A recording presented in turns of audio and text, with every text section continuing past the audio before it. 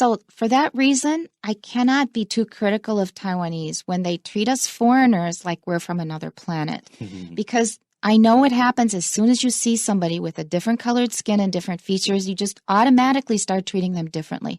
And we can predict pretty much what happens with most Taiwanese that we don't already know. You can see them going into panic mode. First of all, the whole body is stiffening up and you can see the gears turning in their brain. They're trying to get a sentence in English ready for you. They're trying to get ready to say something to you in English. And even in an emergency situation, you see a foreigner, you think, oh, I got to speak English. Why do you think that? We live here in Taiwan. At least 50% of the foreigners here speak Chinese. Just speak Chinese. Try it out. If it doesn't work, try plan B. But just speak to us in Chinese for crying out loud. Oh, I'm very serious about this. Try Chinese first because you don't want to have the other person having a lot of uncomfortable feelings about you when they've never met you before.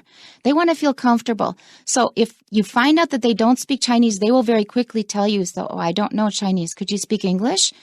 Everybody will tell you that if they don't understand. So you don't need to panic. And please don't view all these situations, oh, I can practice my English.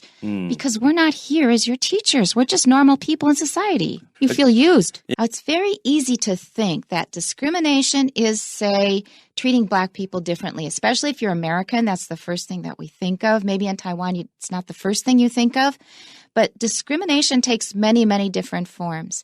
And we humans are tribal animals. We trust people who look and talk and think and act like we do. Those are the people we trust. We think that we can predict what they're going to do and say and think more easily. We trust them more inherently. So whenever someone's a bit different, we often are a bit hesitant and suspicious. That's just the way we humans are. Right. It's easier said than done because as soon as we see somebody, something different from what we're used to, we will have a reaction. And that's actually self-preservation. So it's natural that we have this. So we have to use our conscious brain to help us overcome it.